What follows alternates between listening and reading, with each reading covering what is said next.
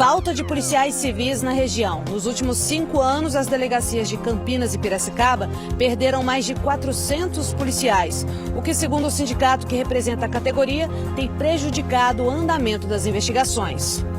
Um novo caso nesta quinta-feira. Mais um morador da região é sequestrado depois de marcar um encontro por um aplicativo de relacionamento. No caso de hoje, a polícia localizou o cativeiro na capital e resgatou a vítima. Prefeitura de Campinas reabre amanhã trecho interditado da Avenida Heitor Penteado aqui no Taquaral. Os quiosques também vão poder voltar a funcionar. Os detalhes dessa liberação ao vivo. A expectativa pelo confronto entre Guarani e Palmeiras no Paulistão. O Bugre não corre risco de cair, não tem mais chance de se classificar. Mas essa próxima partida é importante para a Copa do Brasil do ano que vem.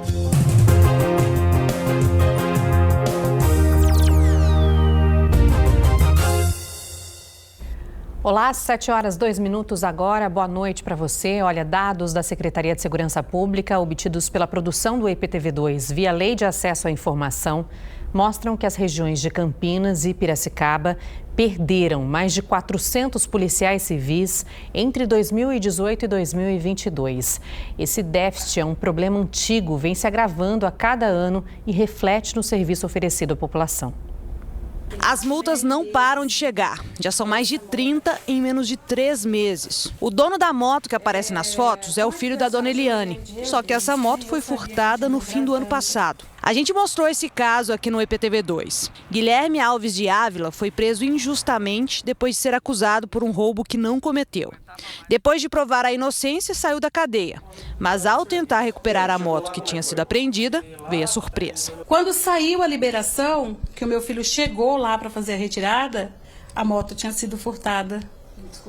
Ele descobriu, mas nem o próprio pátio sabia que essa moto tinha sido furtada. Eles registraram um boletim de ocorrência, mas desde então, a única notícia que se tem da moto vem das multas que chegam a todo momento.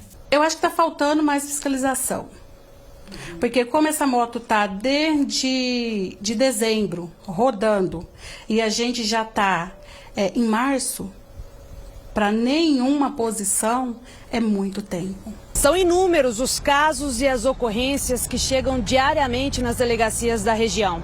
Os boletins são registrados, muitos deles viram inquéritos, ou seja, precisam de investigação, mas as delegacias não possuem policiais suficientes para dar um andamento ágil para isso, segundo o sindicato que representa a categoria. O déficit de policiais é grande. Só nos últimos 5 anos, as delegacias de polícia civil nas regiões de Campinas e Piracicaba perderam mais de 400 policiais. Esses dados foram obtidos pela produção do EPTV2 por meio da Lei de Acesso à Informação e mostram uma situação que se agrava ano a ano. Em todo o estado, a polícia perdeu 11% do efetivo entre 2018 e 2022. O Departamento de Polícia Judiciária São Paulo Interior 2, o DEINTER 2, que reúne 38 cidades da região de Campinas com 102 unidades, perdeu quase 19% dos policiais na ativa. De 1.314, o número foi para 1.068. Já na área do DEINTER 9, que abrange 52 municípios da região de Piracicaba com 121 unidades, havia 1.183 policiais na ativa em 2018. No levantamento mais recente, são 986, queda de 16%. Esse déficit é um problema antigo, porque ele vem do governo anterior. Na verdade, ele vem de décadas anteriores, infelizmente. Na nossa região de Campinas, minimamente, teria que se repor pelo menos 800 policiais. Esse déficit causa muitos problemas para os próprios policiais que estão ali sendo muito demandados. Sim, esse é um problema secundário, mas muito importante também, que o policial sobrecarregado, o que ocorre com ele? Ele passa a um nível de estresse tão grande, além do que já é da própria função que ele exerce, que ele acaba se afastando por problemas psicológicos, às vezes. Por falar nos afastamentos dos policiais atualmente na ativa no DEINTER 9 e DEINTER 2, 99 estão afastados por algum tipo de licença, como licença médica ou licença prêmio. O governo, de forma geral, ele precisa achar uma fórmula de ser mais célere, mais rápido nessas contratações, porque é de muita urgência a contratação. Porque o que ocorre? Sem policiais, falta investigação. Faltando investigação, a população fica desatendida em parte. E é isso que o governo está prometendo resolver de uma forma mais rápida possível. Atualmente, na região de Campinas, cada unidade da Polícia Civil conta com 10 policiais, incluindo o delegado, agentes, investigadores, escrivães e carcereiros. Já na região de Piracicaba, o número é menor, 8 policiais por unidade, o que não é suficiente para atender toda a demanda. As pessoas, raríssimas vezes, conseguem ver aquele autor do delito identificado e levado perante o Poder Judiciário. Não porque os policiais, a estrutura atual não quer, mas porque falta instrumento, falta mão de obra qualificada, humana, falta pessoal para fazer a investigação, para dar andamento aos inquéritos policiais. E isso traz uma sensação de impunidade para a sociedade. Isso também causa uma insegurança, porque aquele autor do delito, muito provavelmente, continuará praticando outros delitos. Tantos outros casos são solucionados mais rápido, né? E o do meu filho, com todo esse tempo, eu não tenho uma posição, nem o meu advogado tem uma posição. A gente está aqui esperando, né? Esperando. E a única coisa que a gente tem é as multas mesmo. Segundo a Associação dos Delegados de Polícia de São Paulo, faltam hoje cerca de 14 mil policiais no estado. Sobre o caso do Guilherme, filho da Eliane, a Secretaria de Segurança Pública informou que o caso é investigado pela Delegacia de Cosmópolis, que trabalha para localizar a moto e esclarecer os fatos. Em relação ao local do furto, foi aberto um procedimento administrativo contra a empresa terceirizada que cuida da guarda dos veículos. Em relação à falta de policiais, a SSP disse que recompor o efetivo é uma das prioridades do governo e que a atual gestão da secretaria tem adotado ações emergenciais para reduzir o déficit da polícia. Já estão aprovados, segundo eles, e com previsão de saírem ainda neste semestre, concursos com um total de 3.500 vagas, sendo 552 para a carreira de delegado. Também estão em andamento concursos para a seleção de mais de 2.700 policiais civis. Essa é a posição, então, da Secretaria de Segurança Pública do Estado a respeito dessa cobrança aí que fizemos da falta de policiais nas nossas regiões. Agora, a previsão do tempo, o calor continua e aqui em Campinas nada de chuva ainda, Ju. Quando tem chuva a gente reclama, quando não tem reclama também, porque está muito quente, pois né? Boa noite. E fica difícil. Boa noite, Marcela. Boa noite para você aí de casa. Hoje a gente teve registro só de chuvica na região, volumes bem baixos, mas o calor foi geral. Aqui em Campinas a máxima foi de 32 graus, em Piracicaba 34. Só que nesse primeiro fim de semana de março, segundo os nossos meteorologistas, vem chuva sim, viu, gente? E aí refresca? E aí, não deve refrescar, não. O calor também continua.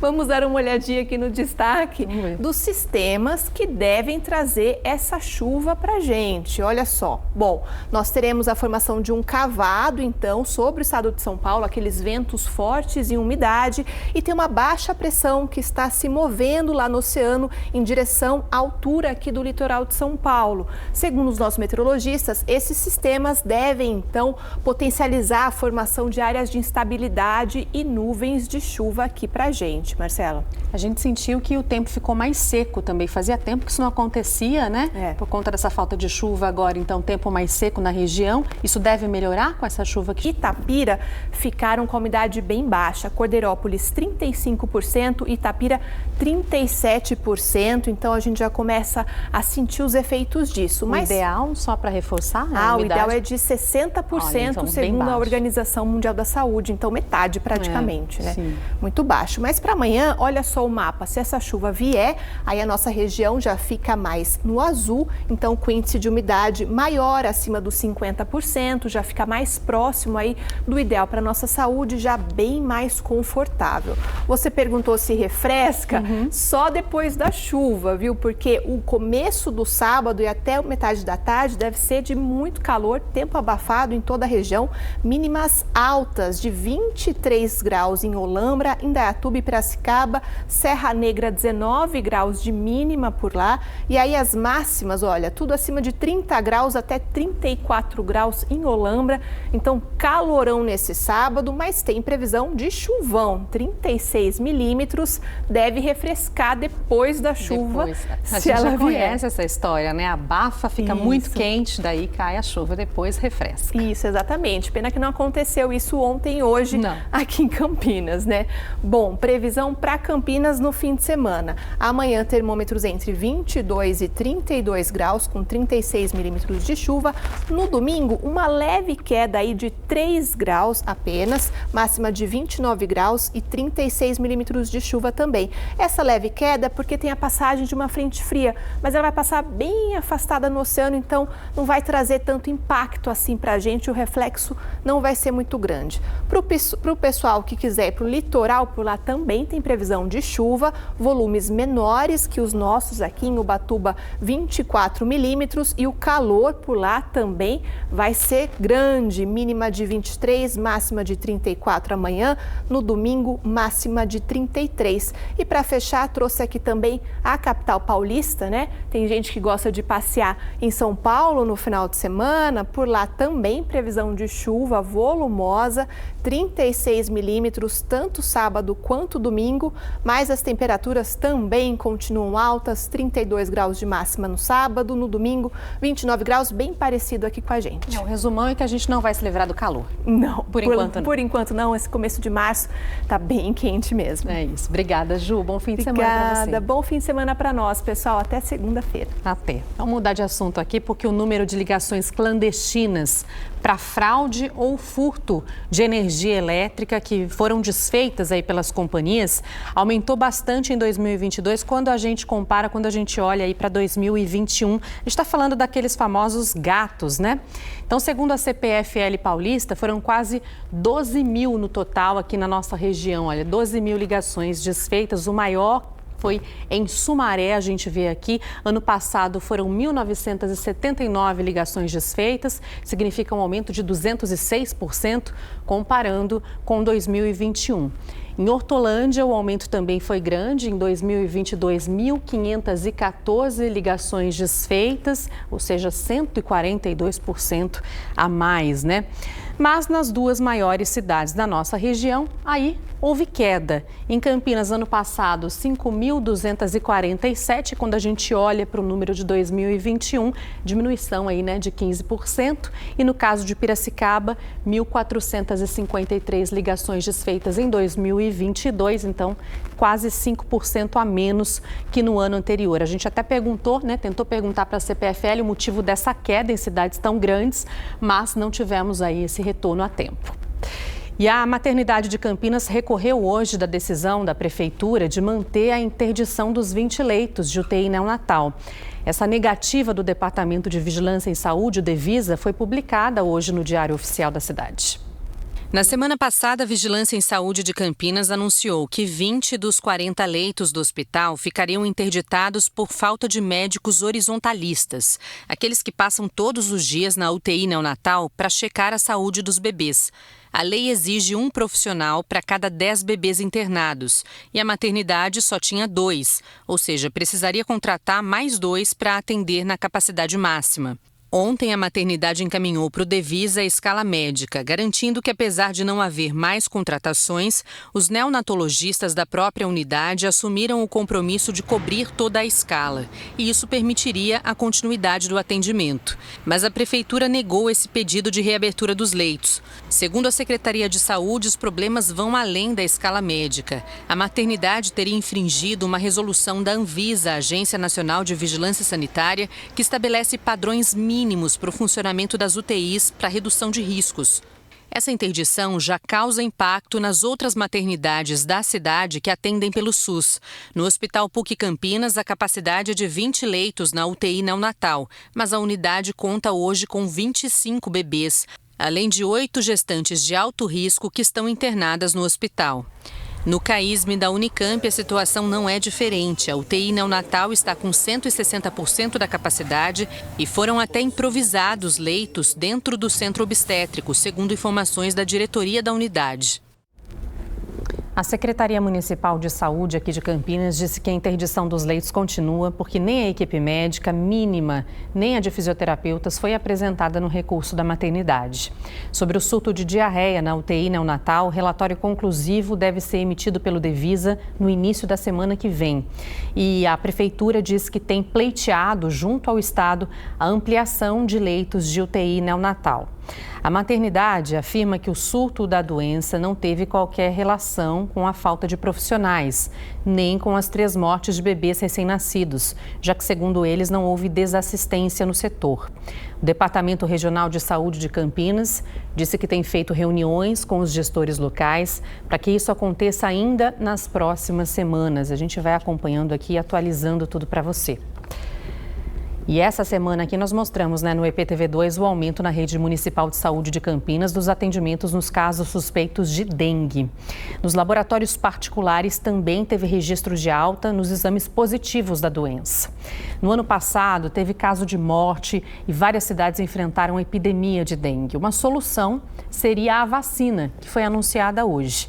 E mesmo com a aprovação da Anvisa, a Agência Nacional de Vigilância Sanitária, ainda não se sabe quando essa vacina contra a dengue vai chegar aos postos de saúde. Isso porque o imunizante ainda precisa ser aprovado por uma comissão do Ministério da Saúde. A gente vai entender os detalhes agora na reportagem do Wallace Lara. A vacina contra a dengue foi desenvolvida durante 15 anos por uma empresa japonesa que tem fábrica na Alemanha. É de lá que as doses da Qdenga deverão sair para várias partes do Brasil. Indonésia, União Europeia e Reino Unido já aprovaram o uso da vacina. O Brasil foi o primeiro país da América Latina a aprovar o uso do imunizante. Os testes foram feitos em 13 países. Durante essa fase, a vacina mostrou eficácia de 80% contra a doença e reduziu as hospitalizações em 90%. A Qdenga é feita de vírus vivo, atenuado. A empresa fabricante diz que serão necessárias 2 doses e que hoje ela consegue proteger por um período de pelo menos 4 anos. Mas para chegar aqui no posto de saúde ainda vai levar um pouco de tempo. Isso porque o imunizante precisa ser aprovado por uma comissão do Ministério da Saúde. Só depois que será discutida a inclusão ou não da vacina no Programa Nacional de Imunizações. Somente depois dessa aprovação é que os estados e municípios vão saber se poderão comprar separadamente as doses e se a vacina poderá ser vendida em clínicas particulares. O preço de cada dose também não foi definido, como explicou a diretora da fabricante. Está se discutindo preços, né, qual seria o preço mais adequado e aí observando, obviamente, em outros países, negociações e benefícios mesmo da vacina para a população. Vivian Lee disse ainda que o Brasil será uma prioridade para receber o imunizante. O Brasil é o país número 1, né, de dengue no mundo, né? Por exemplo, nós tivemos aí mais de 1.400.000 casos no ano passado, um recorde, né, de mortes nos últimos 6 anos.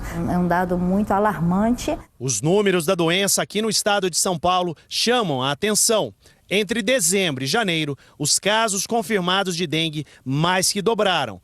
Em dezembro, foram registradas 4.158 pessoas infectadas. Um mês depois, o número saltou para mais de 9.600, alta de 132%. Na capital, o aumento foi ainda maior. Eram 180 em dezembro de 2022 e 440 em janeiro, alta de 144%. A infectologista Rosana Richman disse que está otimista com a chegada da vacina. Eu sou a favor da prevenção, né? Eu aprendi nesses anos todos da infectologia que a prevenção é muito melhor do que você fazer tratamento. Qualquer vacina que chegue, que cumpriu todas as fases de estudo, que foi avaliada pelas agências regulatórias, como a EMA na Europa, a nossa Anvisa, que agora é uma questão da gente ver como o Brasil pode, do ponto de vista prático, que é isso que interessa, né? Como é que a gente pode usar esse novo recurso para a nossa população? Aqui no Brasil, o Instituto Butantan também está desenvolvendo uma vacina contra a dengue. O estudo está na 3ª fase, acompanhando os voluntários. Por enquanto, segundo o Butantan, não houve nenhum caso grave da doença entre as pessoas que tomaram essa vacina no teste. A Unicamp decidiu hoje tornar facultativo o uso de máscaras nos ambientes fechados da universidade. Com isso, a proteção deixa de ser obrigatória, opcional passa a ser em áreas como salas de aula, bibliotecas e laboratórios.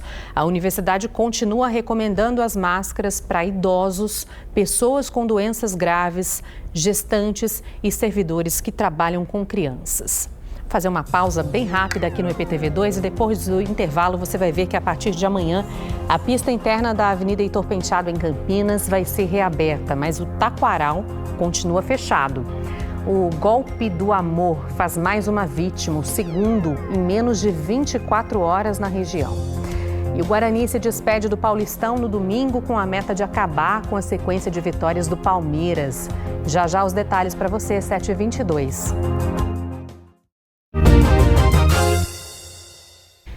7h24 agora, a parte externa da Lagoa do Taquaral e os quiosques vão reabrir amanhã. O entorno do parque em Campinas foi fechado alguns dias depois da morte da menina Isabela, que foi atingida por uma árvore que caiu. Pedro Torres fala ao vivo com a gente sobre essa situação. Só esse lado aí de fora, então, que vai ficar liberado, né, Pedro? Boa noite. Isso, Marcela. Boa noite para você, para todo mundo que está acompanhando a gente. Então, essa liberação está prevista para 6 horas da manhã. Então, é a parte interna da Avenida Heitor Penteado, aqui onde eu tô, né? Nesse trecho que percorre a Lagoa do Taquaral até a Praça Arautos da Paz. Agora, outra informação importante é que os quiosques, eles também vão poder voltar a funcionar. O Alexandre está mostrando para a gente que alguns quiosques, inclusive, já reabriram para os comerciantes poder fazer a limpeza e também trazer as mercadorias. Agora, o Parque Portugal, lá do interno da Lagoa, vai continuar fechado. A parte externa da Lagoa foi interditada no último dia 3, a pedido do Ministério Público, por causa do risco da queda de árvores. Já a Lagoa do Taquaral foi fechada desde a tragédia que aconteceu com a menina Isabela Tibúrcio Fermino, no dia 24 de janeiro. A criança de 7 anos estava com a família, que é de Hortolândia, dentro do parque. Um eucalipto que ficava do lado da área de caminhada desabou e atingiu a criança. A Isabela não resistiu. Uma mulher de 27 anos também se machucou. Os técnicos da prefeitura avaliaram a árvore e disseram que o eucalipto estava aparentemente saudável e o motivo da queda seria mesmo o solo todo encharcado. O caso foi registrado como morte acidental na delegacia de polícia. A gente conversou hoje, inclusive, com os responsáveis pela investigação e a informação é que o laudo da perícia ainda não ficou pronto. E além de fechar o Parque Portugal, a prefeitura também decidiu fechar outros parques da cidade. Começou uma força-tarefa para avaliar e remover árvores com risco de queda. A força-tarefa nos parques continua. Por enquanto, 9 foram reabertos e 15 seguem fechados. Os comerciantes que trabalham aqui no entorno do Parque do Taquaral concordaram sim com essa atitude, reconheceram a importância dessa força-tarefa, mas reclamaram da falta de trabalho, né? Bastante tempo sem trabalhar, prejuízo provocado pela interdição. São 20 quiosques que estão fechados há um mês. Eles vão poder reabrir então a partir de amanhã. A prefeitura também isentou esses vendedores de algumas taxas, alguns impostos, e com a liberação da área externa do parque, é bom deixar claro que a INDEC volta a implantar a Operação Lagoa, que é quando esse espaço aqui, né, a Heitor Penteado, fecha aos domingos e feriados para passagem de veículos e libera a prática de atividade física. Isso sempre de domingo feriado, das 7 da manhã à 1 da tarde. Marcela.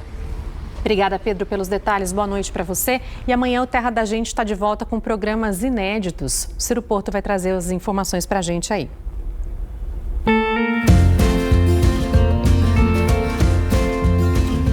Vai começar a temporada 2023 do Terra da Gente. Vamos juntos para mais um ano de aventura, emoção e descoberta.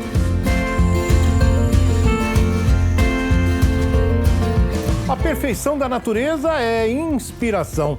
Você vai conhecer o João, metalúrgico. Ele imitou o João, de barro. Olha o tamanho da colher que eu tentei fazer, olha aqui. Tentei fazer um bico da minha moda com pinça. Tentei fazer uma dedeira. E será que esse professor Pardal conseguiu desvendar o segredo do professor João de Barro? Até que, enfim, eu fui reproduzir o próprio bico do João de Barro. Nossa aventura de pesca internacional, fomos atrás dos dourados argentinos, num destino inédito do programa Os Esteiros de Isoró, onde o Rio Paraná é palco para o espetáculo dos peixes. Olha a cor desse bicho, olha o tamanho da boca dele e principalmente você percebeu aí a briga dele, né, Diego? A Hora do Rancho também está especial. Uma série une natureza e gastronomia, numa viagem pelos sabores do Pantanal, este lugar que tanto representa a cultura do nosso país. Não tem como não ficar encantado, né? Não perca, estou esperando você. Mais uma pessoa da região foi vítima de um golpe depois de marcar o encontro por aplicativo de relacionamento. É o segundo caso em menos de 24 horas. Jonathan Morel fala ao vivo da Delegacia de Investigações Gerais aqui de Campinas. Boa noite, Jonathan. Boa noite, Marcela. Isso mesmo. Teve o caso do morador de Valinhos de ontem, né, que foi libertado ontem do cativeiro. E hoje foi a vez da Delegacia de Investigações Gerais aqui de Campinas conseguir libertar do cativeiro um morador de Campinas que estava lá preso com os bandidos na capital. Esse homem de 44 anos, ele saiu de casa na quarta-feira dessa semana, marcou um encontro por um aplicativo de relacionamentos e a gente ainda não tem a informação confirmada se ele foi abordado na cidade de Jundiaí ou se já foi abordado na capital. O fato é que no momento desse encontro ele já foi surpreendido, foi rendido e levado para esse cativeiro na zona norte da capital e lá ele foi submetido a uma ação bastante violenta e agressiva dessa quadrilha. Inclusive a polícia tem em mãos já fotos que mostram os machucados que esse homem de 44 anos sofreu na cabeça. Ele também fez uma transferência via Pix num valor alto, inclusive essa transferência gerou um código do banco, um código de localização que facilitou para a polícia a localização desse cativeiro. Essa equipe da DIG está vindo da capital. A gente está aqui na delegacia no aguardo dessa equipe que está vindo com a vítima. Parentes estão aqui aguardando também essa vítima. E o fato é que um caso muito parecido com o de ontem, desse rapaz de 23 anos, de Valinhos, que também marcou o encontro e aí acabou sendo surpreendido por bandidos. Vamos rever a história dele. Ontem, um rapaz de 24 anos foi liberado do cativeiro em São Paulo. Segundo a Polícia Civil, os sequestradores soltaram a vítima depois que perceberam a movimentação dos investigadores atrás do local. Esses vídeos mostram o cativeiro na Vila Penteado, zona norte de São Paulo. Os sequestradores chegaram a pedir dinheiro em troca da liberação do refém. O sequestrador ligou pro meu marido. Conforme as horas foram avançando, ele começou a apertar o tipo de ameaça que ele estava fazendo. Eles disseram, manda o que tiver na conta, manda print da conta. A mãe da vítima disse que o filho de 24 anos saiu de casa na quarta-feira à noite, depois de marcar um encontro com uma mulher por um aplicativo de relacionamentos. Pela manhã ele já não estava em casa ainda. Meu marido tentou ligar para ele e ele não atendeu, então ele localizou o aparelho. Aí a gente já percebeu alguma coisa estranha, porque estava em Caieiras, que não é um lugar que ele frequenta, ou que ele tem pessoas que ele conhece. Casos parecidos, mas que talvez não sejam por mera coincidência. A polícia trabalha sim na hipótese de que uma mesma quadrilha tenha agido, no caso do morador de Valinhos e no caso do morador de hoje. Porque o cativeiro do caso de ontem e do de hoje é basicamente no mesmo bairro, na zona norte da cidade. Ainda não temos a confirmação de pessoas presas. O fato é que a polícia vai investigar a participação de homens e mulheres. Algumas pessoas já, inclusive, foram identificadas. Marcela, com você. É um alerta importante aí sobre um crime que está ficando recorrente, né? Todo cuidado é pouco. Obrigada, Jonathan, pelas informações. Boa noite. Esporte agora, o Guarani enfrenta o Palmeiras na última participação do Bugre no estadual. Depois de se livrar do rebaixamento, a equipe tem a meta de vencer o líder do campeonato e, de quebra, acabar com a sequência de vitórias do time da capital.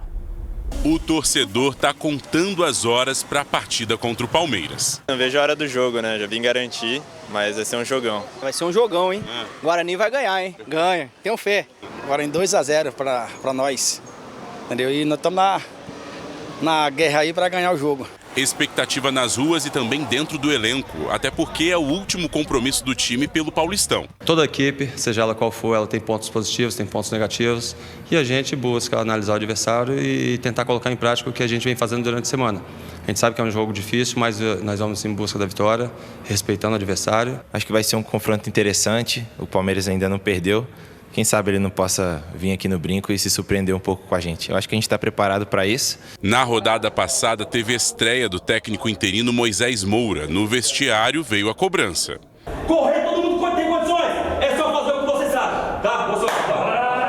A equipe sabia a necessidade da vitória. Muita concentração antes do jogo e incentivo. Ganha duelo. Tem que ser forte nos duelos, rapaziada. Tem que ser forte. Se precisar fazer falta, vamos fazer. Na primeira partida de Moura no comando, o Guarani goleou a Inter de Limeira por 5-0, o que afastou os riscos de rebaixamento do Alviverde no estadual. Para o jogador, houve melhora na parte defensiva do Bugre. Por tudo que envolvia o jogo, né, a tensão do jogo, semana passada, vinha de dois resultados negativos, o que criou uma tensão até um pouco maior. Mas a resposta foi muito boa. Eu acho que, além do resultado, o principal foi o comprometimento, foi a ideia que foi colocada no jogo que eles cumpriram. Ele analisou muitos nossos jogos, pegou os vídeos e mostrou pra gente onde a gente estava falhando. E eu acho que já deu para ver uma pincelada do trabalho dele na questão defensiva, que a gente pressionou mais, a gente soube se portar sem a bola também, entendemos o jogo. Com 13 pontos no grupo B do Paulistão, o Guarani não corre mais risco de cair para a Série A2 e também não tem mais chance de se classificar para a segunda fase da competição. Já está garantido na Taça Independência, torneio que substitui o Troféu do Interior. Mas se engana quem pensa que a partida contra o Palmeiras não vale nada. É que no próximo confronto, o Bugre pode alimentar a esperança de estar na Copa do Brasil de 2024, caso vença o líder geral da competição e atual campeão estadual. Os 5 melhores do Paulistão são indicados para a Copa do Brasil. Por isso, quanto melhor for a classificação final, aumenta a chance de ficar com uma dessas vagas. Uma expectativa, né? Disputar grandes campeonatos, também traz jogos bons aqui para Campinas e é sempre bom ver um jogo do Guarani aqui. Se a torcida perceber que a equipe está comprometida no jogo, ela vai acompanhar até o final, apoiando, e a gente chama ela justamente para isso, porque foi fundamental na nossa vitória no último jogo e é o que a gente espera, que ela venha em peso, que nos apoie e com certeza a gente vai dar o nosso melhor para tentar buscar a vitória. Tá aí o Bugre contando então com esse apoio, com essa participação da torcida. Lembrando que Guarani e Palmeiras então jogam domingo em Campinas. O jogo vai ser às 16h. Acabou por hoje o EPTV2. Obrigada pela companhia, pela audiência ao longo de toda essa semana. Amanhã tem mais aqui no EPTV1, no EPTV2, outras notícias da região neste sabadão. Até mais e até segunda-feira.